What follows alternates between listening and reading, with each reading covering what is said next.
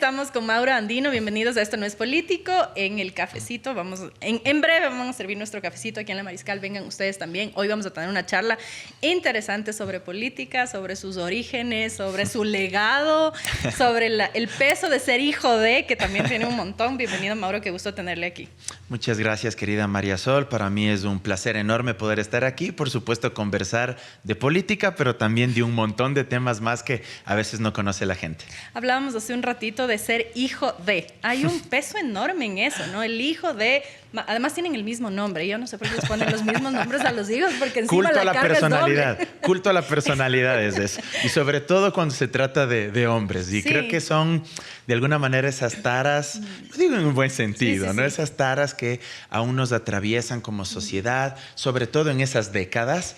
Creo que ese rol exactamente de extender mi linaje de alguna manera. Y creo que en el fondo, aunque la gente no se dé cuenta, creo que también está ese miedo a sentirnos finitos.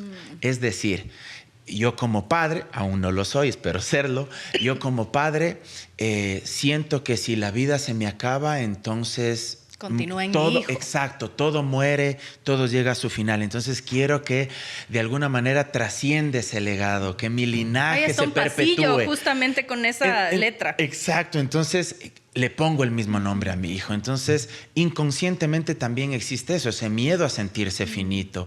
Y para usted, ¿cómo ha sido ser hijo de este político que tuvo un perfil elevado durante la época de Rafael Correa, fue asambleísta, estuvo al frente del COIP, la ley de comunicación, etcétera, con temas bastante polémicos además, y ser con el mismo nombre, también estar metido en política? ¿Qué peso siente usted que ha cargado? Porque además me imagino que le pasa como a todos los que somos hijos de algún político. Hace algo el político, pero no ves tu papá. Es como, bueno, sí, pero yo no le dirijo a mi papá control remoto. O sea, ¿cómo ha sido para ustedes? Yo siempre digo que intento no jugar con la cédula de identidad ni con la partida de nacimiento.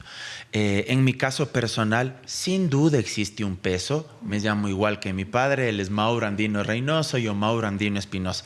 Él estuvo 3 periodos en la Constituyente, 2 como asambleísta, y le agregaría incluso un 4 muy pequeño que fue el del congresillo. Y claro, él tuvo un rol muy protagónico, y eso también de alguna manera te genera esto, ¿verdad? Que si tu padre tuvo aciertos o errores, entonces eso se te traslada. Y es complicado, pero reitero la frase que dije hace un momento. Intento no jugar con la cédula de identidad, ni con mi apellido. ¿Pero qué pasa cuando le dicen, no ves, tu papá hizo esto, no ves, tu papá hizo lo de acá? Primero trato de no tomarlo desde un punto de vista hiriente. Creo que uno tiene que tener la suficiente madurez y tranquilidad emocional para entender que eso está ahí y va a estar siempre, en mayor o menor medida. Ahora, ¿cómo eso se logra tratar de desmitificar y de desmontar? Hablando con sus propios actos, con sus propios hechos. Yo he intentado construir mi propio camino, formándome, estudiando, haciendo política, pero intentando tener criterio propio, demostrando que solo puedo valerme y que puedo dar batalla en el marco de las ideas con mis argumentos, intentando también reconocer los errores que pudo haber tenido mi padre y que de hecho los tuvo, pero también faltaba más, recogiendo ese legado de mi padre en cosas positivas que él también tenía. Y hay algo fundamental que mi padre siempre me enseñó, a quien además amo profundamente. Tenemos una relación muy unida. Mi padre, el Edu, yo somos los 3 un puño. Mi madre falleció lamentablemente en diciembre del año 2014, pero yo siempre recojo algo que mi padre me ha enseñado: la honestidad, la transparencia. Él siempre le duele mucho la mentira y la ingratitud, pero sobre todo la honestidad y la transparencia, y eso hace que podamos caminar tranquilos por la calle, podamos volver a Riobamba, que caminemos de aquí en Quito, que nos vayamos a un restaurante, que podamos ir a comer un plato de comida típica allí en Riobamba o acá en Quito, y que nos sintamos bien, que nos sintamos seguros de que se han hecho las cosas decentemente, y que creo ese es el mayor legado que mi padre me pudo haber entregado. ¿Cómo esa influencia del padre político le pesa a usted al momento en el de decidir hacer un camino similar? ¿En qué momento? Porque al final los padres nos influencian para bien, para mal, sus errores, sus aciertos son parte de lo que nosotros somos. ¿Cómo en su caso la figura de su padre le influencia para tomar un camino similar? Bueno, yo a lo largo de mi vida creo que tengo una especie de tres características básicas como Mauro Andino Espinosa. Como Mauro Hermel Andino Espinosa. Voy a decir mi segundo nombre aunque me hagan bullying. Ya luego podré contar por qué me pusieron Hermel. Muchas gracias. Ahí está su cafecito. Muchas gracias. Y bueno, creo que por un lado hay el Mauro político, de otro lado hay el Mauro analista, académico, porque he tenido la suerte de ser profesor universitario, y de otra parte el Mauro, y tal vez este es el más importante, el ciudadano común y corriente. El ciudadano que disfruta con su familia, que hace deporte, en fin. ¿Cómo entra el bichito de la política en su vida? Desde niño, mi padre tenía una costumbre, una sana costumbre, no sé si ya fue mala con el paso del tiempo. Teníamos un equipo de sonido de esos antiguos en nuestra casa allá en Riobamba y él acostumbraba a grabarnos. Y digo grabarnos porque primero fue conmigo, luego fue con el Edu, que es mi hermano, y nos hacía entrevistas. En la década de los 80, yo recuerdo que la confrontación era izquierda democrática versus social cristiano. De hecho, la pugna personal que existía entre Rodrigo Borja y Febres Cordero era tan fuerte que hasta el día de hoy muchos la recuerdan, los baby boomers. Trasladada a las familias, ¿no? Exacto. Al espacio de la sociedad. Por eso cuando alguien me dice es que la polarización actual, yo recuerdo que en esa época también había polarización. Yo era muy chiquito, pero bueno, mi padre me hacía entrevistas y me preguntaba qué opinaba de ellos. Y aunque no lo crea, desde chiquito tuve una posición muy, muy cercana al progresismo. En esa época la izquierda democrática, que me perdonen los amigos de la izquierda democrática ahora, pero sin duda la izquierda democrática era totalmente distinto a lo que hoy es la izquierda democrática. Para empezar, nos estaban arranchando el partido entre todos. Exactamente. Y en esa época tan distinta era la izquierda democrática que recordará usted en el debate del año 83 para las elecciones del 84. Mauro, bueno, no pero lo debe haber visto en el YouTube. Sí, yo tenía ya 1 hito, 2 añitos, pero digamos... Tampoco lo has de recordar de correcto, esa época. pero lo he visto ahí en el YouTube. Febres Cordero le tildó de marxista, de comunista, socialistas vagos, que iba a terminar con la propiedad privada al doctor Borja. O sea, si hoy alguien se atrevería a catalogar así a alguien de la izquierda democrática, diría, estás demente. O sea, la izquierda democrática de Lazo, de Noboa, o sea, sería una locura. Que es un champús, además, nadie entiende qué es la izquierda democrática hoy en día. Entonces, claro, ahí empezó el bichito, me entrevistaba, me preguntaba sobre temas cotidianos, sobre la política, y yo tenía 5, 6, 7 años. Cuando nos graduamos, mi hermano del colegio y yo de la universidad hicieron una pequeña fiesta ahí familiar con amigos, etcétera, allá en Riobamba, y mi padre se había encargado de trasladar todas las cintas de cassette a CDs. Y el momento que habló para hacer el brindis, nos llamó a cada uno. Nosotros ni nos imaginábamos y nos entregó los CDs con las entrevistas que nos había hecho de niños. Qué conmovedor. Hasta ahora la tenemos y realmente se me eriza la piel cuando pienso en eso. Y como estar involucrado tan tempranamente con la política, estas conversaciones de sobremesa, estas grabaciones, etcétera, ¿en qué momento ya un poco creciendo empiezan a significar o trasladarse a un ejercicio también de alguna manera profesional? A ver, en la escuela, colegio, universidad, por ejemplo, siempre me gustó la oratoria. De hecho, en la universidad tuve la suerte de ser vicecampeón nacional a nivel de universidades y escuelas politécnicas del país. Recuerdo bien. ¿Usted es abogado? Abogado, sí. Y claro, en el año 2004 fue ese torneo, en ese campeonato en la ESPE, y quedé vicecampeón a nivel nacional. Entonces, claro, la política siempre estuvo vinculada porque la oratoria está atravesada por eso. En la universidad fui presidente de FEWE, allá, porque yo estudié orgullosamente en universidad pública, en la Universidad Nacional de Chimborazo. Yo nací aquí en Quito. Dicho sea de paso, yo soy quiteño, Clínica San Gabriel, un martes, si mal no recuerdo, según mi padre dice, 2:15 de la tarde, en la Clínica San Gabriel, parroquia Benalcázar. Así que soy quiteño, pero indudablemente le amo a Quito, pero también le amo, le guardo mucho cariño y gratitud a Riobamba. También riobambeña. Exactamente, aunque mi padre penipeño, mi madre de Chimbo, Penipe, un cantón de Chimborazo, y mi madre de Chimbo en la provincia de Bolívar. Fui presidente de FEUE, de la Federación de Estudiantes Universitarios del Ecuador.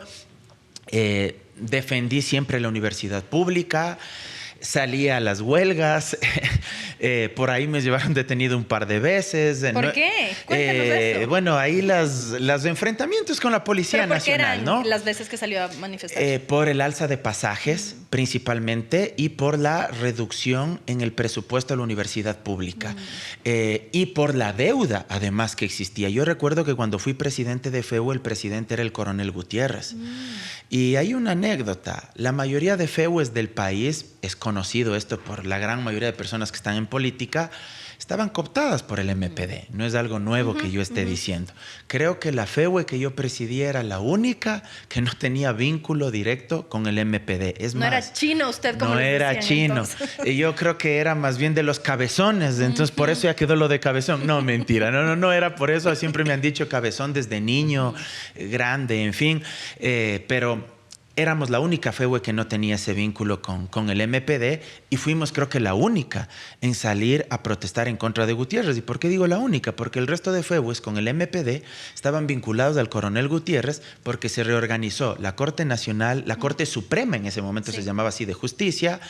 Se reorganizó el Tribunal Constitucional y el Tribunal Supremo Electoral y todos los tribunales provinciales electorales. Recuerde usted. Y eso nos costó como país incluso una sentencia, 2 sentencias de la Corte Interamericana de Derechos Humanos. Bueno, ya cuando estaba cayéndose Gutiérrez, porque hay que reconocer que fue un golpe de Estado, ya cuando estaba cayéndose, ahí recién las demás FEUes salieron a protestar y a exigir cambios. Por eso hablamos de las federaciones de las universidades públicas. Correcto, de la en Quito central. hubo muchísima protesta. Pero en contra de Gutiérrez, básicamente de las universidades privadas. De las universidades privadas, Claro. me acuerdo de la católica, básicamente. Correcto, la católica, y acuérdese un famoso discurso concejal en esa época, Antonio Ricaurte, cuando era representante de Pachacuti. Y las los universidades... de entonces, ruptura de los 25 también. También, exactamente, la famosa rebelión de los forajidos. Entonces, claro...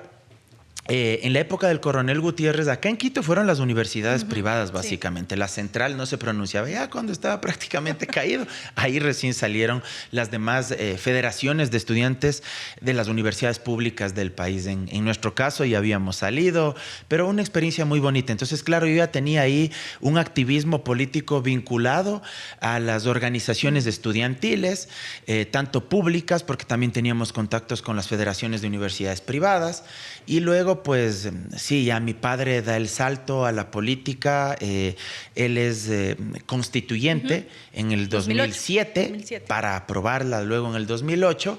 Y claro, yo ahí también ya me vinculo con él en Alianza País, lo que era en ese momento. ¿Entró usted a ser militante? Correcto, entré a ser militante.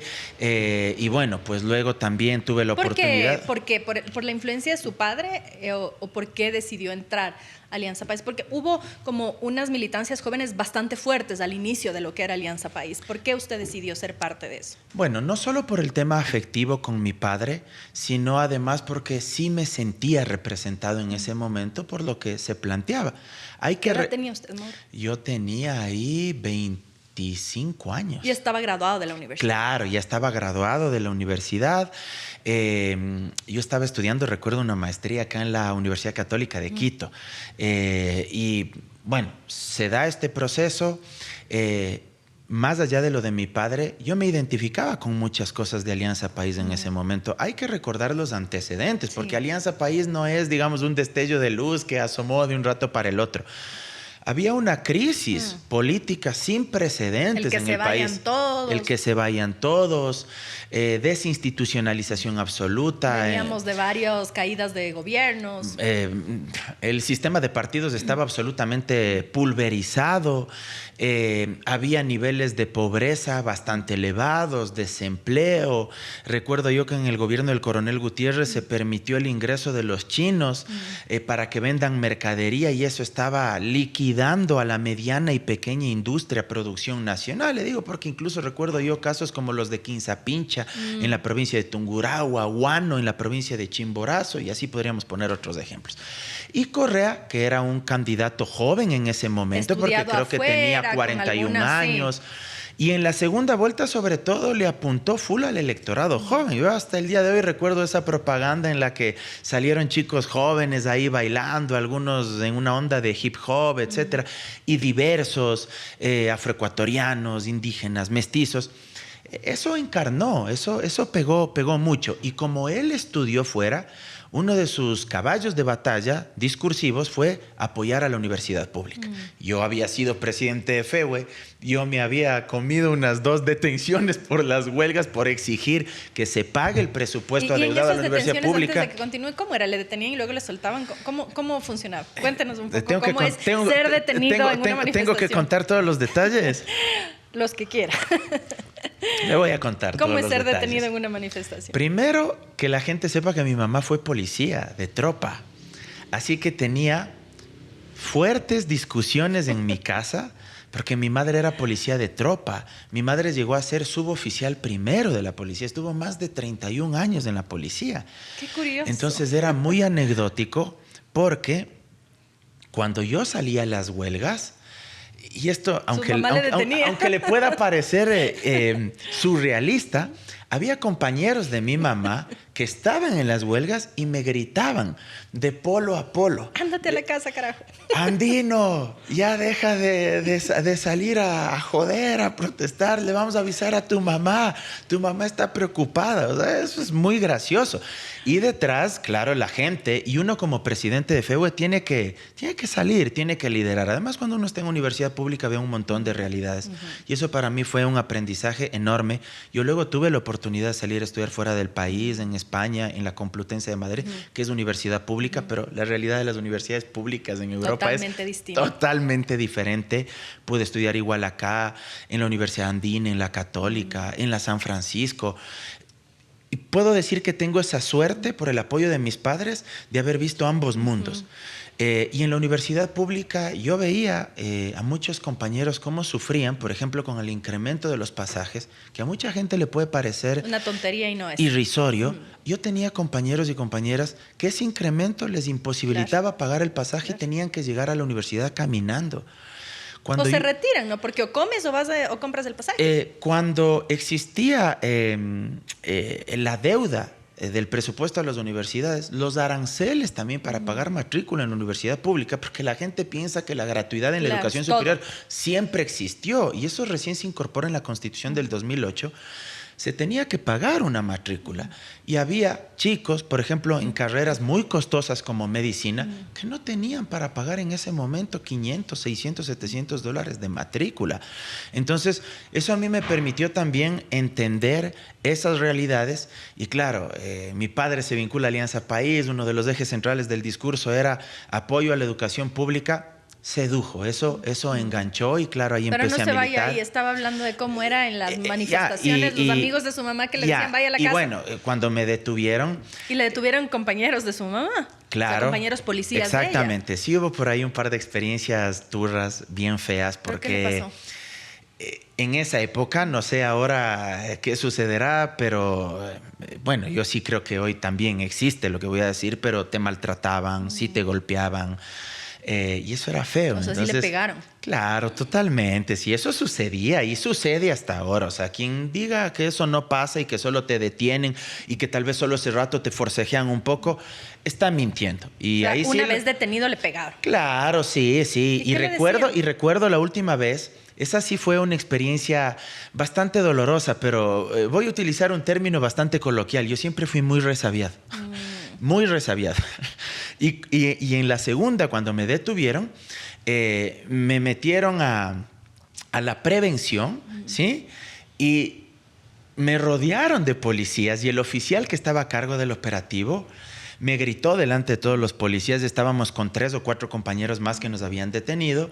Y ¿Esto en Riobamba? Claro, en Riobamba. Y me dijo, también estuve en huelgas aquí en Quito, pero aquí no me detuvieron por suerte, ya que eran más fuertes.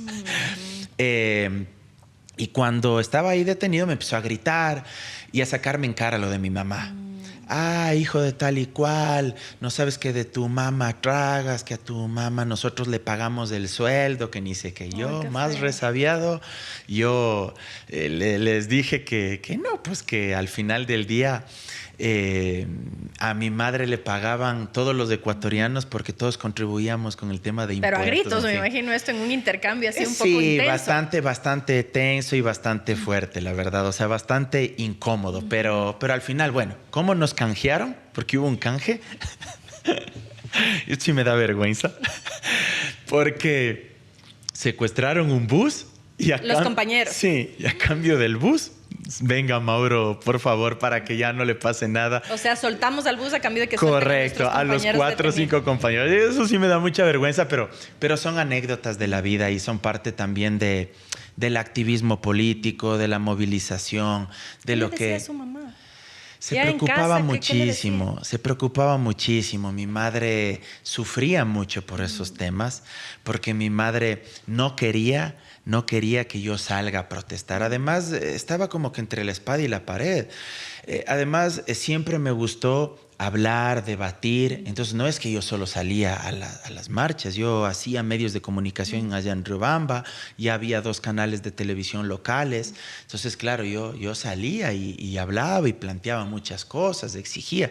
Entonces, sí, era una situación bastante complicada, la verdad. Pero al final mi madre entendía y al final mi madre hasta el día de su muerte me entregó sus bendiciones y ella era muy creyente y siempre me dijo, yo sé que amas la política, que es tu sueño, pero cuídate, por favor. Y bueno, eso he intentado también. Mauro, pero un choque ahí un poco de esta mirada progresista del mundo con la mirada de una madre policía que usualmente tiene una mirada de disciplina, de represión, de que si que si eres bueno te va a ir bien. O sea, como un mundo quizá un poco más en blanco y negro, más conservador, más propenso a mantener el status quo. ¿Cómo el amor y esas diferencias se chocaban en las discusiones, en la vida familiar, en esto que usted cuenta de las manifestaciones? ¿Cómo era?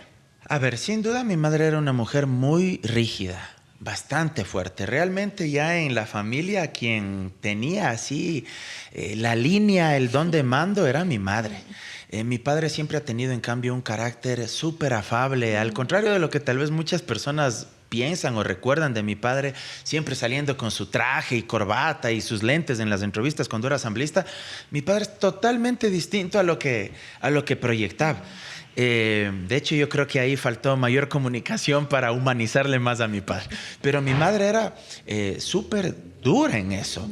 Era la que nos reprendía, la que nos exigía que colaboremos en las cosas de la casa, que no lleguemos tarde, si nos íbamos de fiesta o si salíamos de algún lado.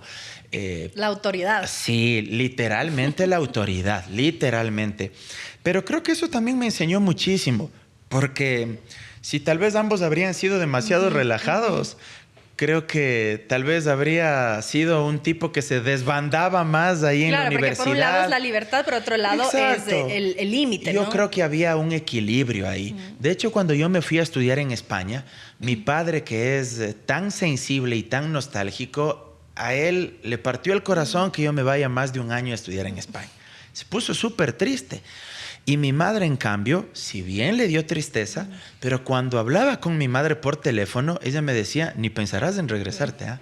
Porque ella sabía que yo soñaba con volver. No digo que estaba yo sufriendo allá, no, mi realidad fue distinta a la de los hermanos migrantes.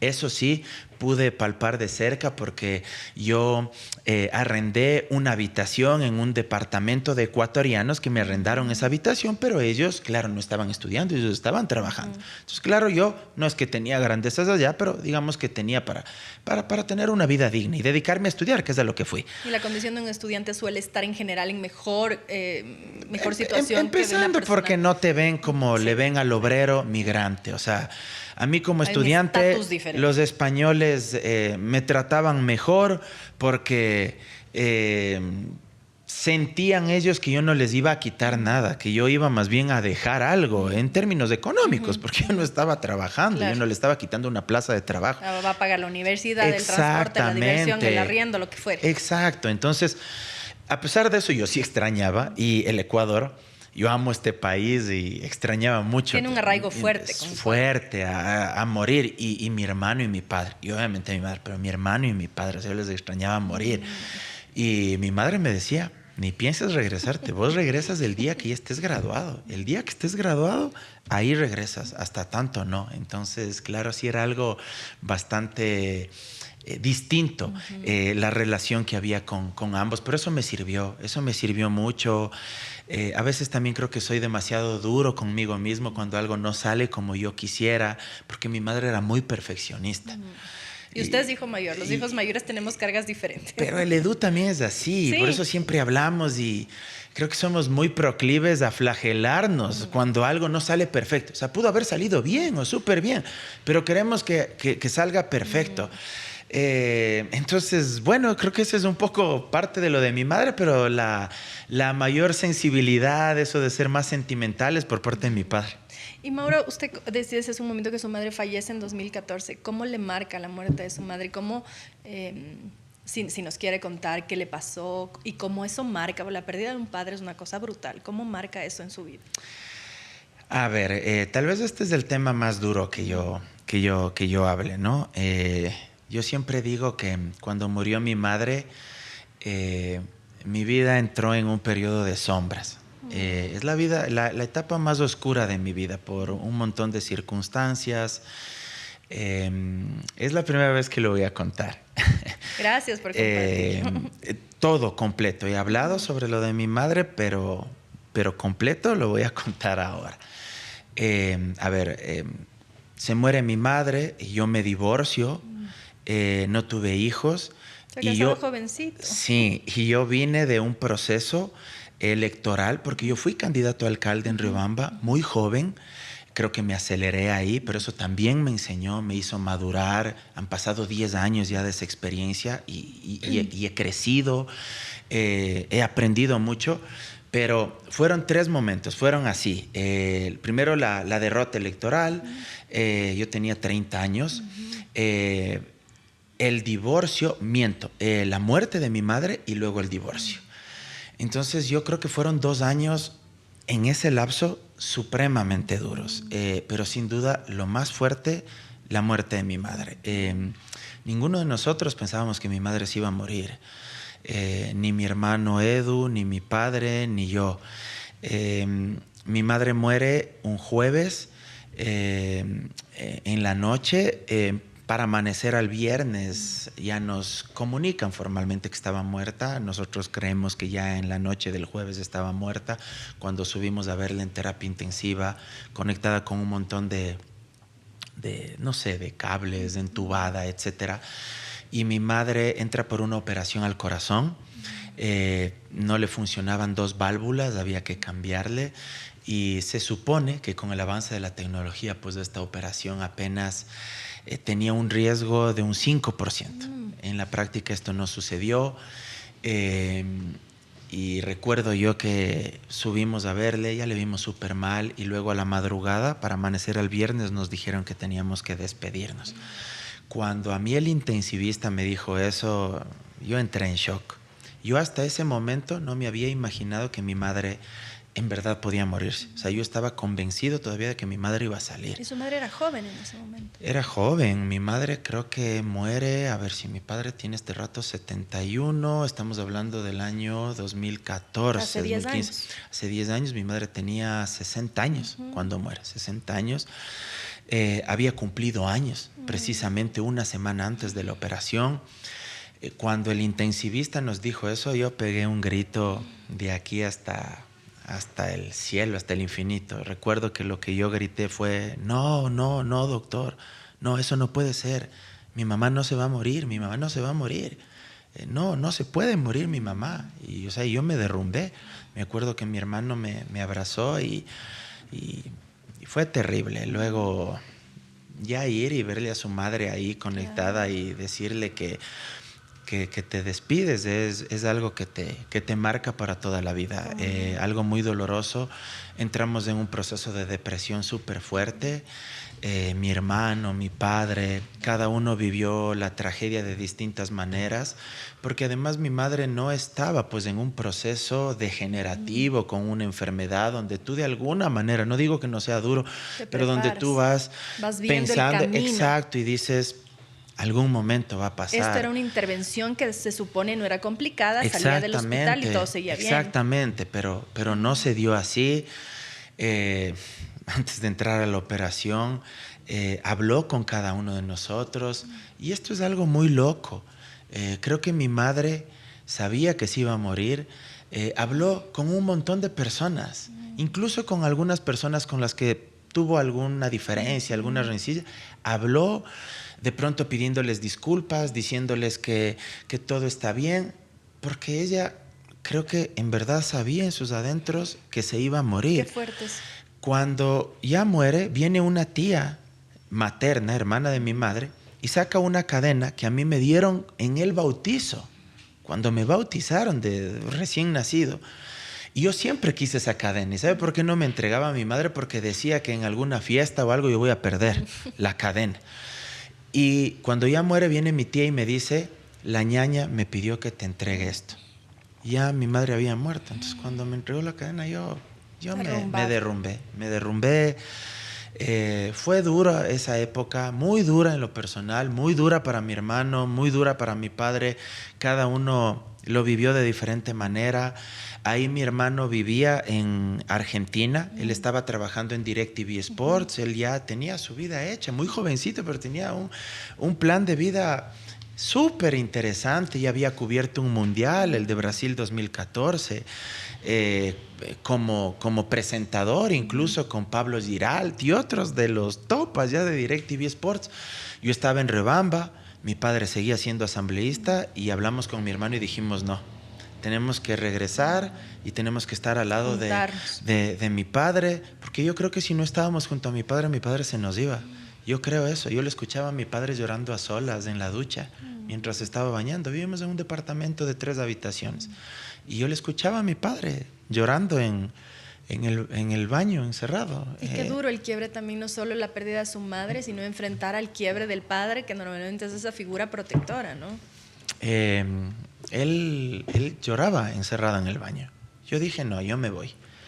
Y claro, ahí devino también el tema del divorcio y todo se juntó. Entonces yo vine acá, fue un 1 de febrero del 2015, y yo decía, voy a volver algún rato a Riobamba, voy a volver. Porque vivía usted esa época en Riobamba. Exactamente, y luego dije, ya no, me quedo acá y soy un agradecido de vivir acá en Quito. Yo nací aquí, yo amo a Quito y me siento feliz por todo lo que me ha brindado Quito, las oportunidades de crecimiento, y han sido prácticamente 10 años donde las cicatrices se han ido cerrando y donde logramos superar ese trauma, aunque uno nunca olvida. ¿Cómo se sale de eso, Mauro? Porque al final la pérdida es una pérdida temprana de todas maneras, porque usted sabe que, como bien dice, no estaba pensado, no era una persona ya viejita que quizá ya por la edad va a morir. Al contrario, una mujer de 60 años, hoy con la esperanza de vida, 60 años estás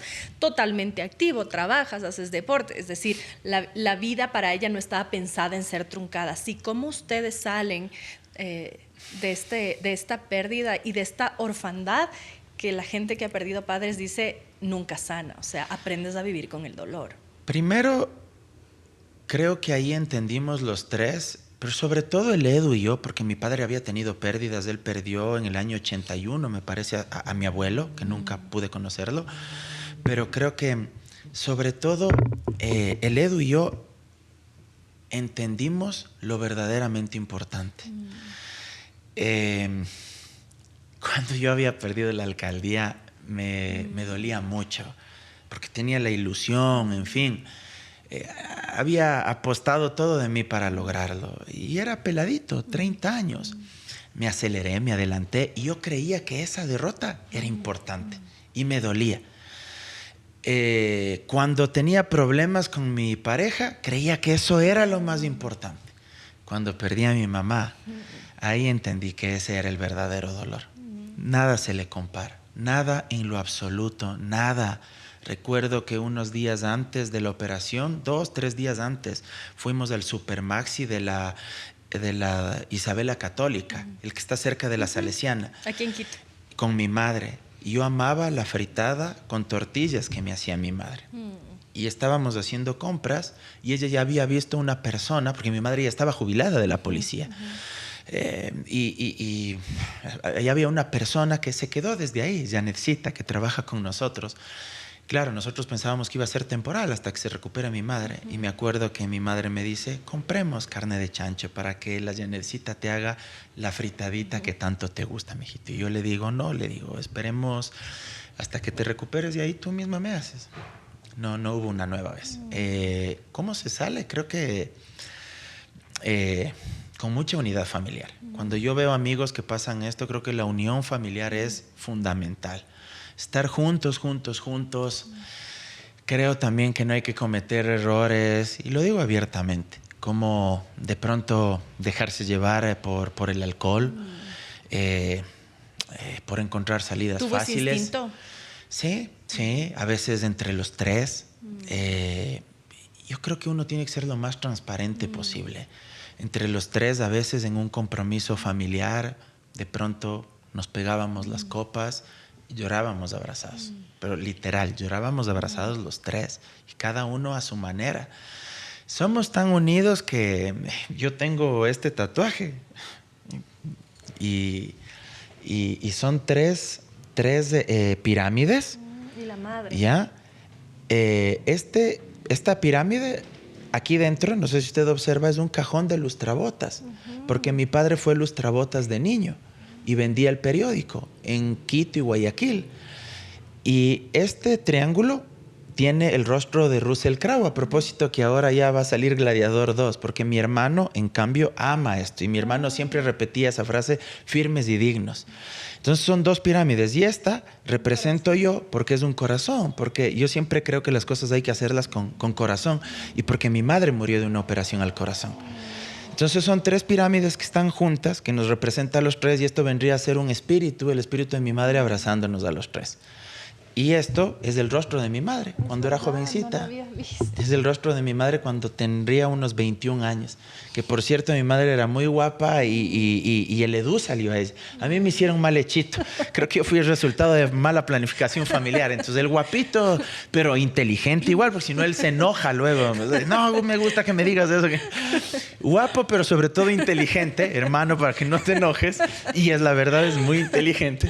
Salió él salió a mi mamá. Él es una gota, son dos gotas de agua. Yo le veo a mi hermano y le estoy viendo el rostro de mi madre. Creo que con unidad familiar, con mucha unión, entendiendo al otro también, con mucha empatía, porque mi hermano lo vive y hasta ahora lo vive de una manera totalmente distinta, porque mi madre era así con mi hermano y él con ella. Mi madre tenía un carácter fuerte y el único que le podía tranquilizar, por llamarlo de alguna manera, era mi hermano. O sea, era mi hermano, era el único. En fin, así es esto. Y después usted sale como de una etapa oscura, dijo usted al inicio, ¿sí?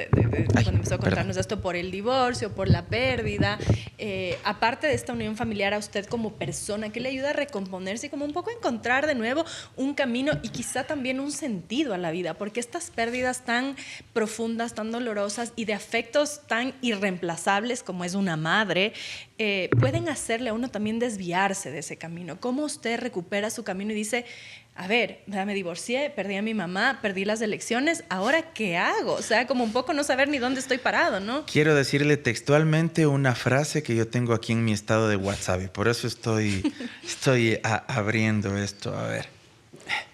Hay una frase de Nietzsche, el famoso filósofo alemán, que dice, quien tiene un porqué para vivir, encontrará casi siempre el cómo.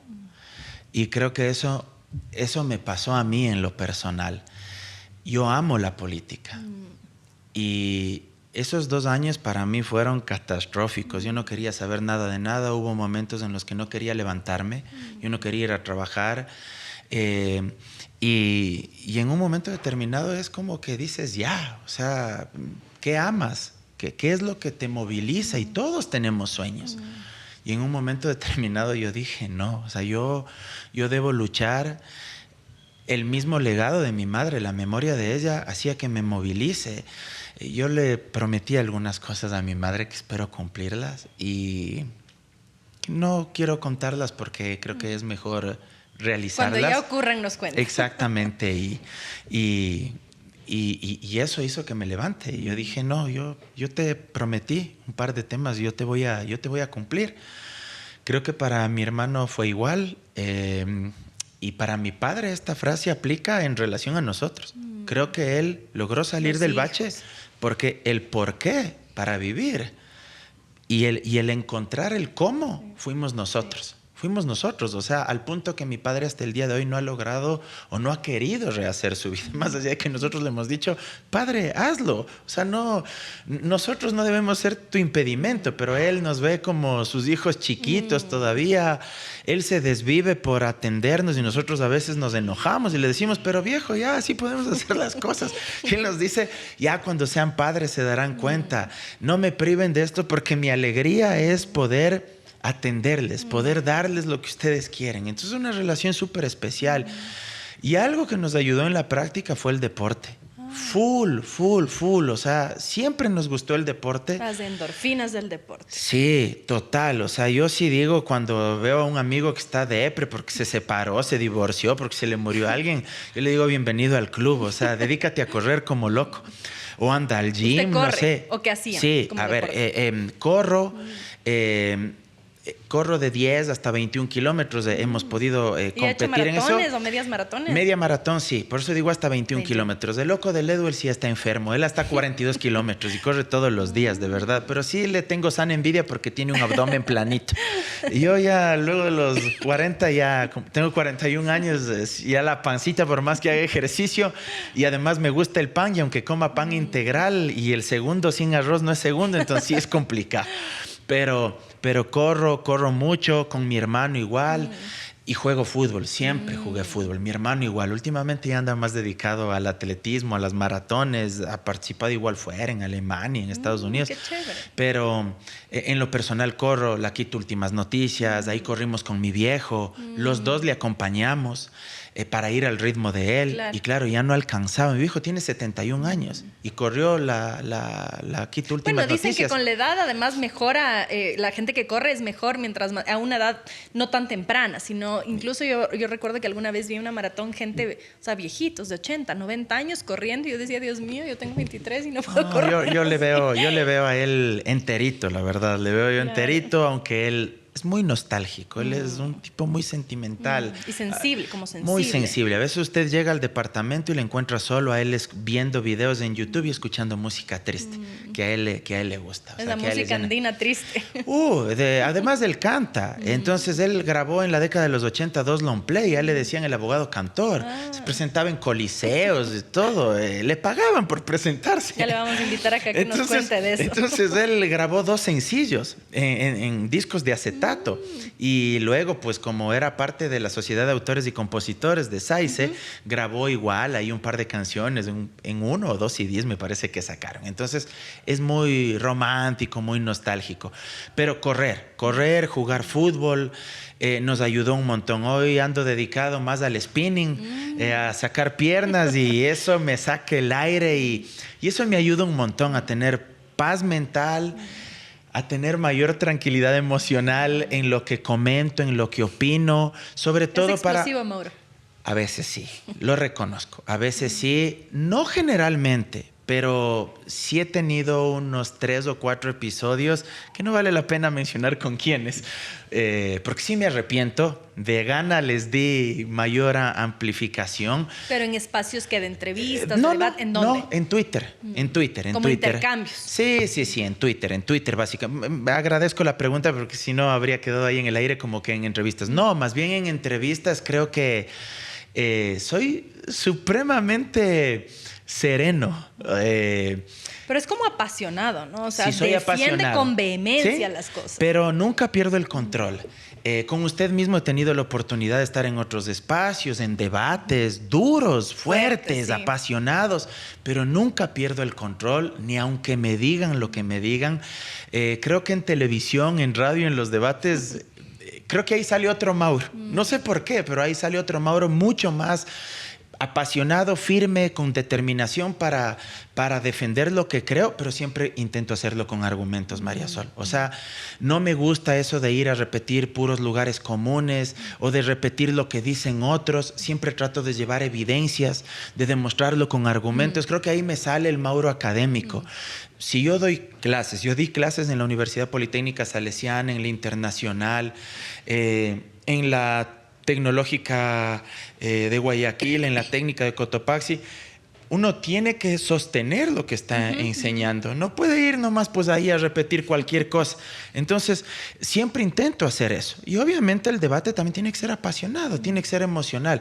En Twitter unas 3 o 4 veces sí he perdido la calma, sobre todo ¿Pero cuando... por qué? Porque me han insultado así, de forma permanente.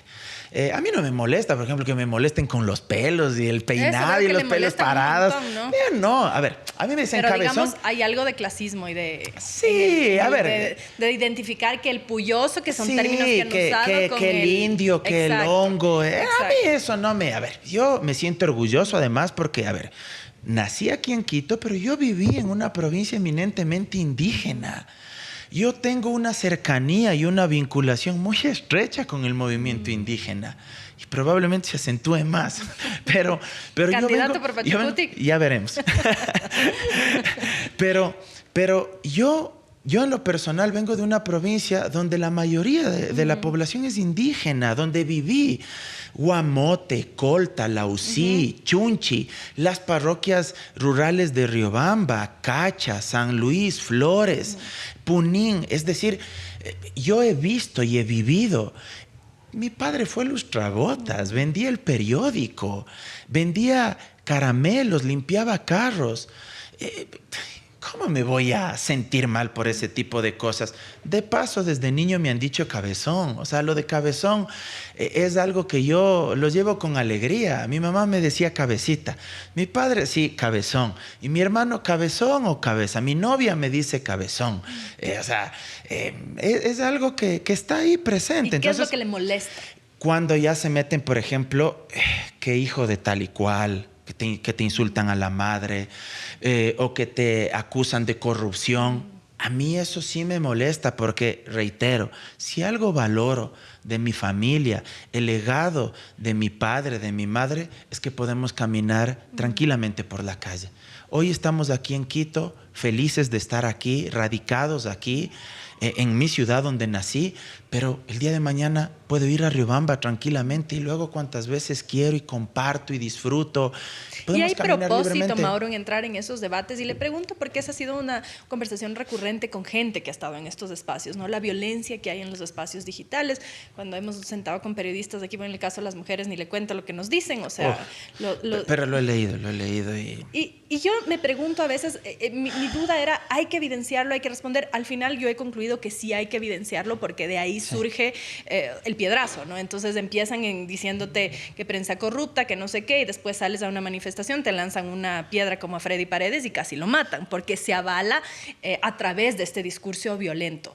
Eso por un lado, pero por otro sí me pregunto, ¿a quién le responde? ¿Cuándo le responde? ¿En qué momento decide engancharse en una conversación que a veces parece no tener propósito? Mire, Sol, cuando alguien, por ejemplo, me comenta o me cuestiona con argumentos, yo le respondo. Intento rebatir con ideas. Pero a veces, claro, y por eso le decía, unas 3 o 4 ocasiones caí en ese juego de la provocación. Son errores de los cuales uno va aprendiendo. Yo intento ser muy receptivo y muy autocrítico. Pero yo sí creo que hay que evidenciar también eso. Porque, entre otras cosas, luego se va validando esa dinámica del discurso de odio, del discurso que alimenta la polarización. Yo sí creo que es el momento de unir los polos en este país. Yo tengo una perspectiva ideológica y nunca la he negado. Yo me considero una persona que defiende el estado de bienestar, un estado social de derecho, salud pública, educación pública, seguridad social, trabajo y salario digno, derecho a la vivienda, que la gente al menos tenga para vestirse y para comer. Pero creo que es fundamental que seamos capaces de sentarnos a vernos, al menos a vernos y al menos a discutir racionalmente. Eso es posible, Mauro, porque yo le puedo decir, a ver, se sienta con hace unos días que hubo esta reunión de las izquierdas. Ok, entre las izquierdas capaz que se sientan, pero a ver, siéntese usted, no sé, pienso, Henry Cucalón, precandidato. ¿Usted se puede sentar a conversar con Henry Cucalón? Yo sí podría sentarme a conversar con él. Tal vez no lleguemos a un acuerdo y que no se vaya. Nada. Y que no se. A eso voy. No quisiera que se malinterprete, no estoy hablando de una alianza política ni nada por el estilo. Pero sentarme a conversar, ¿por qué no? A debatir los puntos centrales del país, ¿por qué no? ¿Y si por de qué ahí no pueden una salir alianza, temas... Mauro, en el sentido de que voy a tocar como el dedo en la llaga? Porque hay como esta demonización. No, él es de derecha, entonces no me voy a sentar nunca con... A ver, pero estamos en un país que está hundido en una crisis, está roto, no solo quebrado económicamente, quebrado en su tejido social, y hay mucho este discurso de no con la derecha. Pero bueno, si en un país que aspiramos y queremos que siga siendo democrático, no me puedo sentar a acordar mínimos, no sé, algo, inseguridad. Yo entiendo que hay visiones distintas en el cómo, ¿no? Finalmente, si usted tiene una tendencia más socialdemócrata, probablemente va a querer que haya una policía que intervenga menos. Si es más de derecha, probablemente va a querer fortalecer esta visión securitista. Yo entiendo que hay dificultades en ponerse de acuerdo para las soluciones, pero ¿usted realmente cree que no hay posibilidades, no solo de sentar, sino de hacer alianzas, voy a decir entre comillas, sobre la mesa, transparentes y en puntos específicos, que bueno, a ver, en ciertas cosas no nos vamos a poner de acuerdo y no, punto, pero capaz en otras sí? Alianzas electorales no son, porque yo no soy de aquellos que piensan que las ideologías no existen. Huyan de los políticos que dicen que no tienen ideología, huyan. Porque la ideología precisamente es un concepto, es un conjunto, mejor dicho, un conjunto de principios, de valores, de ideas. Lo que uno concibe debe hacer el Estado. Es la visión que uno tiene sobre la sociedad. Aunque no lo sepan, ¿no? Pero absolutamente. O sea, de hecho, decir que no existen las ideologías es en sí mismo una ideología. Por supuesto. Y de eso no se dan cuenta, ¿ya? Sino que son parte de estas prácticas y herramientas para banalizar la política y también para jugar a la gelatina. Estar de un lado para el otro y tener devaneos. Bueno, vemos candidatos que en cada elección tienen un respaldo político exactamente, diferente, ¿no? Pero si no se puede alianzas electorales, que me parece no es prudente. Es comprensible. Ya, porque hay distancias pero para ideológicas. A eso voy. Pero sí pueden existir alianzas o acuerdos en puntos mínimos. Por ejemplo, yo creo que sí debemos conversar incluso con ciertos sectores de la derecha, sectores democráticos de la derecha. No me refiero a ultralibertarios, a estos que hoy avalan las lógicas de Milei, de Bolsonaro, de Abascal en España. Esa gente odia el Estado. Y ellos creen en el individualismo absoluto, casi que en un Estado minarquista. O sea, solo encárguese el Estado de la seguridad y del aparato de justicia. Y el resto que todo quede en manos privadas. Ya, con ellos... Le digo con sinceridad, francamente, imposible poder discutir, ¿ya? Pero sí hay sectores de derecha, por ejemplo, que yo estoy convencido que creen en la salud pública, que creen en la educación pública. Bueno, al menos, por ejemplo, sobre esos dos temas, discutamos y acordemos que gane quien gane, sea de izquierda o de derecha, va a invertir lo necesario para recuperar esos dos sectores sociales que son tan importantes para el desarrollo del país. Ya, acordemos eso. Gane quien gane, firmemos. Pero por decir eso le vetan, ¿no? O sea, le dicen que usted es, ¿cómo es? Disfrazado, izquierdoso disfrazado. No necesariamente, no no necesariamente, Sol. Yo creo que en esos temas, por ejemplo, ¿la izquierda defiende o no defiende lo público? La izquierda defiende lo público. Históricamente se ha exigido desde la izquierda una presencia y un rol más protagónico del Estado. Pero hay una lucha de egos también, pues, Mauro. O sea, en el sentido de decir, a ver, la izquierda soy yo. No yo, pero dicen esto los líderes políticos, ¿no? La izquierda soy yo y todo lo que no sea yo, entonces no es izquierda. ¿Por quién lo dice? Vamos a dejarlo ahí que adivinen el personaje. Lo que quiero decir es que a veces parece que hay hasta un autosabotaje, que si sin mí, entonces esto no funciona. Esa frase de la izquierda soy yo me recordó a las expresiones del rey Luis XIV de Francia, del Estado soy yo. No de Luis XVI y de María Antonieta, sino de Luis XIV y de eso del Estado soy yo. Pero bueno, a ver, yo creo que la izquierda debe entender que hay cuestiones que incluso estratégicamente puede ser adecuado desde el punto político que nosotros le hagamos correr a la derecha más hacia el centro. Es decir, si nosotros como izquierda conseguimos que la derecha se comprometa a garantizar educación y salud pública de calidad, no estamos perdiendo nosotros. Ellos están perdiendo porque significa que hemos logrado incorporar dos temas que son propios de la izquierda en la agenda política de la derecha. ¿Y por qué se lee desde la pérdida? Porque al final del día no sé si alguien pierde. O sea, al final del día puede ser el país el que termina ganando. El término de la pérdida respecto de lo que usted me decía. Es que si la izquierda le escucha a usted Mauro, ya van a decir que se está derechizando. Y yo les diría a ellos... ¿Pero le han dicho o no le han dicho? A veces sí. Y yo les he dicho... que soy demasiado tibio, me han dicho en algunos temas, porque no asumo una posición, se lee como tibieza, una posición radical. En fin, yo creo que hay que matizar las cosas. Ni todo es blanco, ni todo es negro. Hay líneas de grises también en determinadas cuestiones. Entonces, si alguien me diría eso, yo le diría, no le veamos como que nosotros nos estamos derechizando por acordar eso con ellos. Sino como que ellos se están izquierdizando. Exacto, pues así como la derecha lo ve como un logro cuando actores políticos de izquierda, por ejemplo, asumen posiciones de derecha. Y le pongo el ejemplo clásico.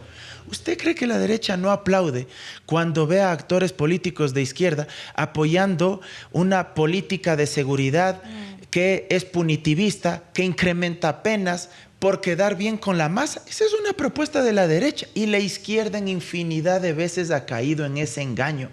En vez de oponerse con argumentos, la izquierda se ha corrido hacia la derecha y ha recogido y ha apoyado esas propuestas. Ahí la derecha entiende inteligentemente que está logrando que la izquierda se corra hacia la derecha. Bueno, la izquierda también tiene que entender aquello. Entonces, por encima, evidentemente, hay que poner el tema del país. Y hay que son un relevo cuestiones generacional en esta discusión, Mauro, porque usted tiene un discurso que puede romper con gente que se autoidentifica por lo menos como izquierda y como progresismo. Y digo que se autoidentifica porque no entiende el progresismo que está en contra del aborto en casos de violación, pero bueno.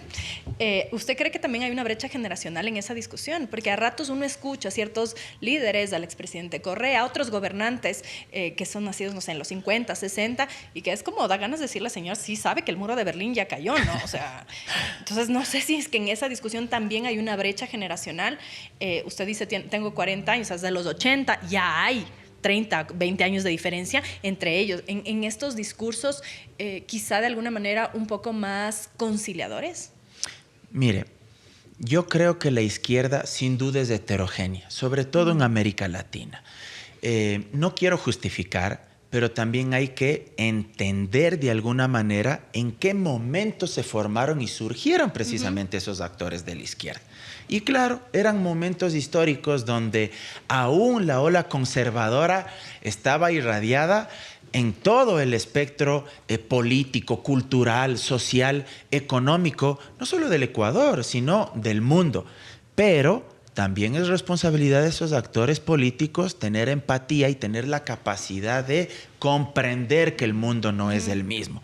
Ahora, yo sí creo. Y que el mundo no eres tú también, ¿no? O sea, en el mundo hay mujeres que han sido violentadas, hay indígenas que no acceden a la educación. Es decir, no desde tu metro cuadrado se puede entender el mundo. Puedo entender que tú vienes con un bagaje, pero ese no es el mundo y ese no es el Ecuador. Y creo que sí hay, respondiendo ahí sí a su pregunta, un cambio generacional. Y no solo en las izquierdas, creo también que en las derechas hay un cambio generacional, pero en las izquierdas, yo le digo, el mismo Leonidas Issa es un cambio generacional, de la CONAIE y de Pachacuti. Leonidas Issa, ¿cuántos años tiene? Creo que 44 años.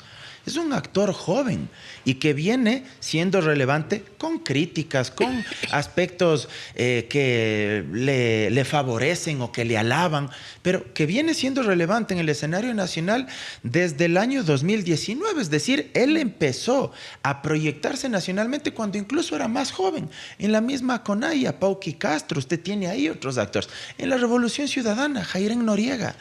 Es una asambleísta muy joven, me parece que es la más joven del Parlamento, espero no equivocarme. 20 y pico de años. Exactamente. Entonces, yo sí creo que hay un recambio generacional. Por ahí le veo yo a Eduardo Sánchez en Reto. Es alguien joven igual. Creo que es necesario, además de que eso. ojo, valga hacer la aclaración aquí. Ser joven per se no es ni bueno ni malo. Así es. Porque hemos tenido una venta de humo de este gobierno de que entonces tengo la gente joven que no tiene idea de lo que está haciendo. Entonces sí creo que hay una diferencia y que un disclaimer ahí abismal entre ser joven y haber tenido algo de preparación, militancia política, alguna experiencia. No puede ser pasar de ser mesera a ser ministra. O sea, no que esté mal que ser mesera, está bien, pero tiene que haber un recorrido antes de llegar a ocupar una cartera de Estado. Absolutamente, absolutamente, porque creo que ante todo se necesita tener formación y alguien puede ser joven, pero ya puede tener formación. Claro. Pero también me parece que en el ejercicio de lo público y de la práctica política se necesita equilibrio. O sea, aquí no se trata de reemplazar a todos los baby boomers y poner únicamente generación Z o millennials. No, el ejercicio y la distribución del poder político tiene que estar en diversas manos. Y hay que analizar también en qué espacios se necesita mayor experiencia, en cuáles, en cambio, inyectarle mayor vehemencia a la pasionalidad que también en la juventud tenemos. ¿No? Exacto, eso es absolutamente necesario. Es parte de la diversidad, en edad, hombres y mujeres, en región, para que el país diverso esté representado también en eso. Y no quiero dejar de preguntarle, ya estamos por terminar, está interesante la charla, por su relación con Alianza País, con el expresidente Correa. Hace poco, no solo a usted, a otros actores que han defendido el proyecto político, quizá por llamarlo así, o algunas ideas planteadas por el proyecto político, le jalaba las orejas públicamente, además en esta actitud un poco de, desde la superioridad moral que he visto, jala las orejas a todo el que osa cuestionar. Entonces ahí nuevamente aparece como este fantasma de un gobierno autoritario con un líder autoritario que si no se hace lo que yo digo y lo que yo quiero, entonces eres traidor. ¿Cómo ha sido estos años? Usted empezaba contando que se afilió a la Revolución Ciudadana, pero creo que esto me dijo en antes Alianza de grabar. País y me desafilié en el 2018. Exacto, Desde el 2018 exacto. no me he afiliado a ninguna organización política, más allá de haber apoyado desde mi posición progresista y de izquierda las cosas buenas, pues también he sido crítico de las cosas malas. Y ahí empiezo por algo antes de responder lo puntual. He tenido unos 2 o 3 cruces ahí con el presidente Correa y siempre he intentado responderle con firmeza, pero también con respeto, porque yo creo que hay que elevar el nivel del debate, ¿verdad? Yo creo que cuando alguien gobierna hay que ser lo más objetivos en el análisis. ¿En qué sentido? Ni decir que todo ha sido malo, ni decir que todo ha sido extraordinario. Y aquí no se trata ni de botar la tina con el agua sucia y el guau incluido ahí, ni de decir que la tina y el agua sucia no se pueden botar.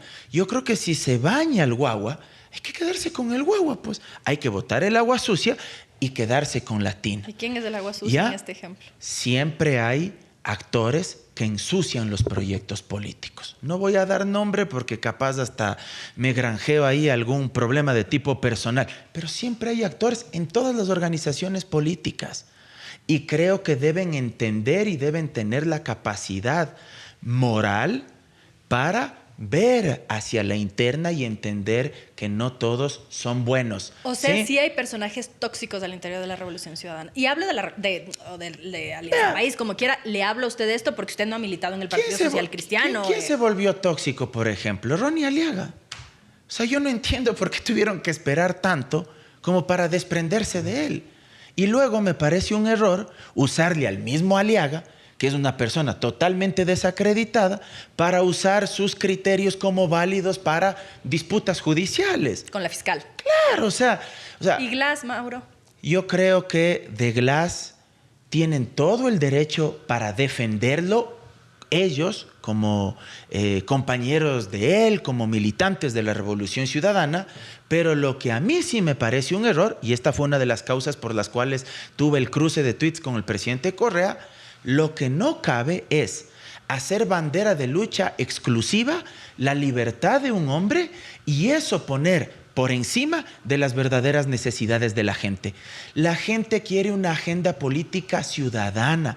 La gente quiere que les resuelvan los problemas de la inseguridad, que no le maten en la calle, que no maten a sus hijos, que existan medicinas, que exista atención médica, el servicio de diálisis, los tratamientos oncológicos para el cáncer. Eso exige la gente, que las escuelas y los colegios no se caigan a pedazos, que las carreteras no estén destruidas para fomentar el turismo. La gente necesita acceso a crédito de la banca pública, que se bajen las tasas de interés de la banca privada. Esos son los grandes problemas del país. Tiene un buen discurso de político usted. Esos son los grandes problemas del país.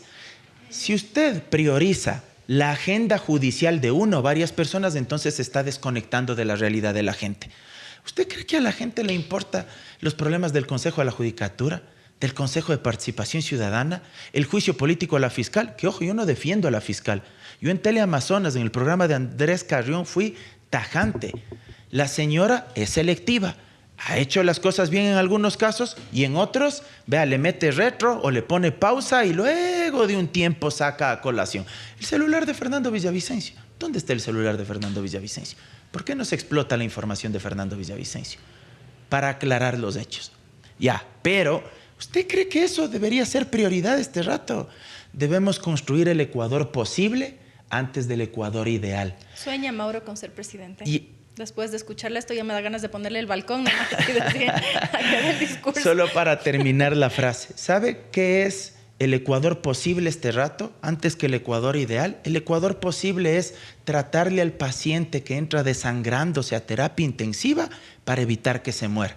Y el Ecuador ideal es el paciente que ya sale de terapia intensiva y sale de la clínica y ahora sí empieza un proceso de rehabilitación semanal o mensual en la propia casa, hasta que pueda hacer ejercicio por sí mismo.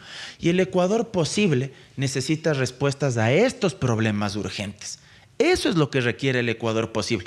El Ecuador ideal, hablando de posibles alianzas, salir progresivamente del extractivismo, establecer un nuevo modelo económico, un modelo económico que se ancle fundamentalmente en la economía del conocimiento, en la investigación, en la innovación, en procesos de desarrollo. Ya está en campaña usted. Vea, los países, esto no es político, los ¿verdad? países más desarrollados, todo es político. Yo y sé, usted lo sabe. el todo. nombre de este programa es irónico, sarcástico, porque todas las posturas en la son familia políticas. hay relaciones Todo, de poder, porque todo. la política es una caja de herramientas Por que nos supuesto permite que sí. procesar los conflictos, pero que administra el poder. Por supuesto Ve ahí en que la sí. casa, quien administraba el poder era mi santa Ya madre, dejó que en paz clarito descanse. eso. Así que espero que mi padre no se enoje.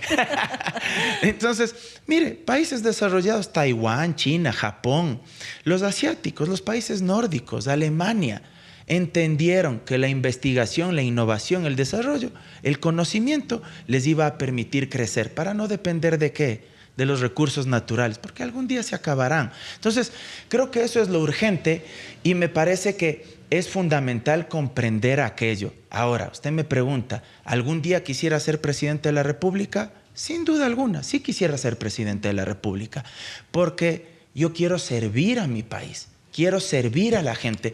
¿Sabe lo hermoso que es, Sol, saber, por ejemplo, desde los espacios más chiquitos, cuando yo hago mis videos para Facebook, para TikTok, para Instagram, cuando he ido a los debates que usted mismo ha tenido la gentileza de invitarme y he podido dejar mensajes claros, que he intentado ser lo más didáctico, lo más pedagógico posible, y que mis exalumnos me escriban y me digan, profe, lo que usted dijo el otro día en ese video me sirvió para responder tal cosa en el examen. Profe, lo que usted dijo el otro día me sirvió para la lección o me sirvió para una exposición. Eso es algo maravilloso, eso es algo que a uno le llena en el alma. Y eso a mí me motiva, porque yo creo que los ciudadanos debemos pasar de la indignación, y el momento histórico así lo exige. Yo he sido un ciudadano que me he indignado muchísimas veces, que he criticado al presidente Noboa, que estuve siendo protagonista en el juicio político en contra de Lasso, pero creo que hay que pasar de la indignación y de la crítica a la política para la acción. En un país sin garantías también hay este miedo de ejercer la política. Hemos visto cómo los políticos son asesinados, el alcalde de Manta, el ex candidato Villavicencio. Es decir, hemos sumado lastimosamente, y cito dos casos de muy alto perfil, porque hemos visto concejales, alcaldes de ciudades más pequeñas, etcétera. ¿No le da miedo enfrentarse a eso en caso de volver activamente a la política electoral? Mire, Sol, más que darme miedo sobre mí, no quiero hacerme aquí el Superman ni actuar como un ególatra vanidoso, pero lo que sí me da miedo, más que a mí, porque vea, hay un famoso filósofo, Darey Strauss, perdón que no pueda pronunciar bien, pero es argentino, descendiente de judíos y el apellido es alemán. Tiene varios libros y obras maravillosas. Él dice que cuando uno muere, se apaga la maquinita y uno no sufre, a menos que, claro, usted tenga una creencia en una deidad, en un Dios, ¿sí? Y que exista algo más allá. Pero él dice, los que sufren son los que se quedan. Entonces, lo que sí me da miedo es que si a mí me llegara a pasar algo, los que sufrirían fundamentalmente serían mi padre, mi hermano y mi pareja. Serían los que más sufrirían. Pero también creo que hay que apostarle a este país. Este país está destrozado, Sol. Si las personas buenas no hacemos nada para involucrarnos en política, para proponer soluciones y no solo quejarnos, este país se va al despeñadero. ¿Va a seguir cerca usted de la Revolución Ciudadana? No. Ya no. Vea, sí le voy a decir algo. Yo jamás atacaré como algunos que se fueron de la Revolución Ciudadana y de la noche a la mañana dijeron que todo era malo. No. Yo siempre defenderé las cosas buenas que sí existieron en la Revolución Ciudadana. Más de 2 millones de personas salieron de la pobreza, no lo digo yo, lo dijo la CEPAL, lo dijo el Banco Mundial. Hubo inversión pública, infraestructura de calidad, solo aquí en Pero Quito. hay fecha de caducidad para los proyectos. Exacto. O para los líderes. Y ahí quiero decirle una proyectos. frase que se me estaba yendo. Respecto de lo que usted decía, por ejemplo, usted no lo dijo específicamente, pero hacía referencia al presidente Correa. Vea, en este momento creo que hay un consenso casi unánime entre las organizaciones políticas y sociales que un solo hombre no va a poder cambiar este país. Creo que ese es un primer gran consenso. Y tal vez eso no comprenden todavía algunos.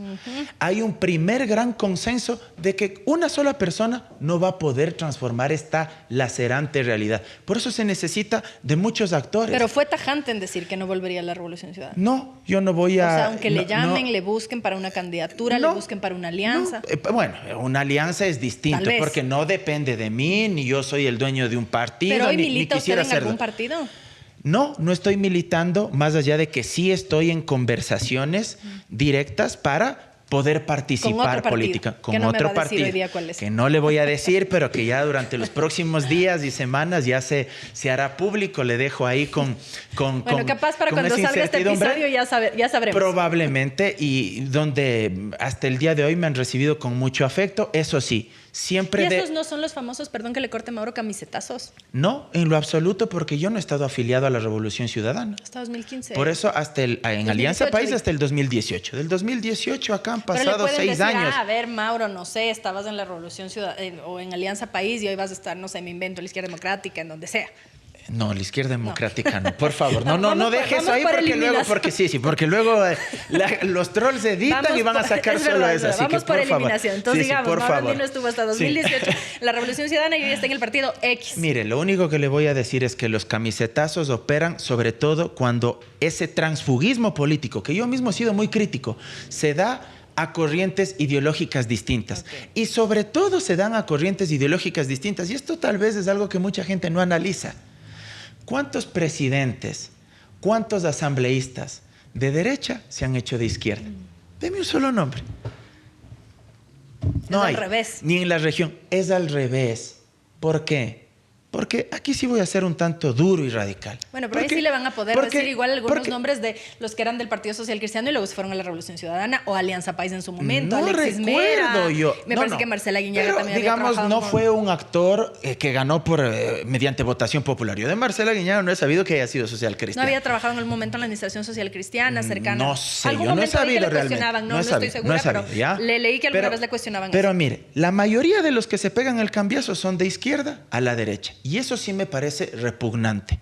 Me parece que hay que controlar eso a través de reformas legales como existe en otros países, lo cual no significa tampoco vulnerar el derecho constitucional a la objeción de conciencia en determinados momentos, porque la disciplina partidista tampoco puede estar por encima de los principios y valores de uno. Claro. ¿Sí?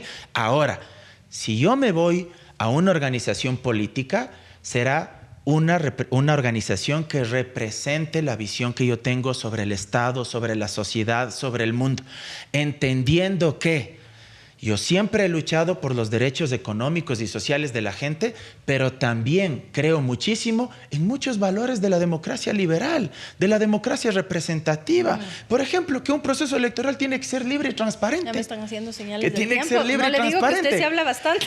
Así que, y no Se es la mete primera en vez que me dice. No, siempre que le entrevista le termino diciendo lo mismo. Así que yo sí creo también en esos principios, creo en esos valores, y si es que esa organización política con la que he venido conversando y que yo tengo mucho optimismo de que se va a concretar y de que se va a materializar, bueno, ahí estaré y me la voy a jugar por el país, me la voy a jugar por Quito, me la voy a jugar por la provincia de Pichincha. Entonces porque lo lo vamos más a ver en cómodo, la papeleta de las próximas porque elecciones.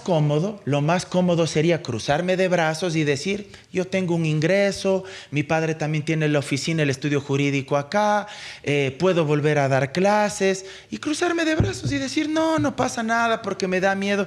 Yo no quiero dejarle un país hecho pedazos a mis hijos.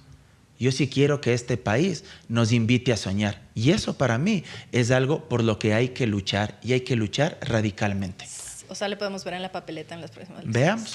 Veamos. Sin que me dé un discurso político así maravilloso de esos buenos que usted da, ¿a qué le teme?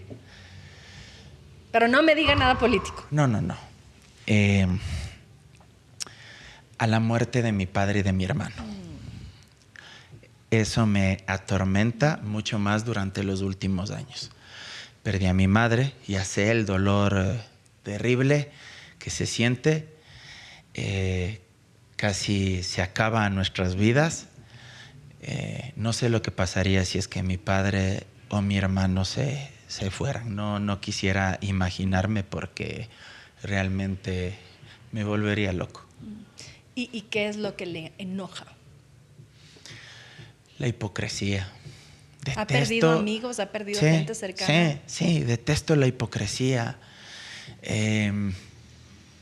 Me duele, me hiere que usted de pronto esté compartiendo esta mesa con alguien, sirviéndose una taza de café, un plato de comida en una fiesta, sirviéndote un vaso de whisky, un vaso de cerveza, bailando. Y de pronto pasan unas semanas o un tiempo y esa misma persona que te abrazaba, que te alababa, te está haciendo pedazos en público. ¿Le ha pasado? Un montón de veces. Y en política eso pasa a cada instante. Por eso ahí recuerdo yo una frase que alguien alguna vez me dijo. En política hay que tener espalda y estómago resistente. ¿Sí? Estómago resistente para que no vomites sobre tus propios pies los dolores que te provocan tus adversarios y espalda fuerte para lograr cargar con esos rivales y adversarios políticos. Y me enerva la hipocresía, me enoja, y también la mojigatería, entendida por ese discurso a veces conservador o por esas críticas solapadas que se hacen a otras personas cuando luego a escondidas hacen peores barbaridades. O sea, esos discursos curuchupas me enervan. Y créame, yo curuchupa no soy, por eso le he hablado de que a veces unas cervezas, unos whiskies. Yo curuchupa no soy. Yo mojigato no me considero. Con eso vamos a terminar. Le agradezco mucho por haber estado aquí, Mauro. Ha sido enriquecedor escucharle. Oh, muchas gracias a usted, Sol, y valoro mucho la invitación y espero no haberme excedido demasiado. Bueno, les agradezco a ustedes también por habernos acompañado en Esto No es Político, aquí en el Cafecito, en la Mariscal. Vengan a tomarse su cafecito y no se olviden de registrarse para que les lleguen las notificaciones en la campanita de YouTube cada vez que subimos un nuevo episodio, y también estamos en las distintas plataformas de podcast. Soy María Sol Borja, nos vemos la próxima.